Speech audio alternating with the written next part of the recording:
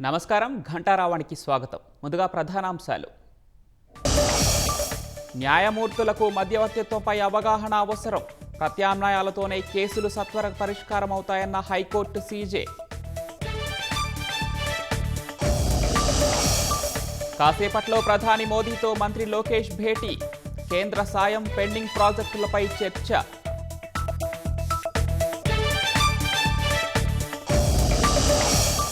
యూరియాపై YCP అసత్య ప్రచారం చేస్తోందన్న హోంమంత్రి. ఆధారాలు చూపకుంటే క్రిమినల్ చర్యలకు సిద్ధంగా ఉండాలని హెచ్చరిక.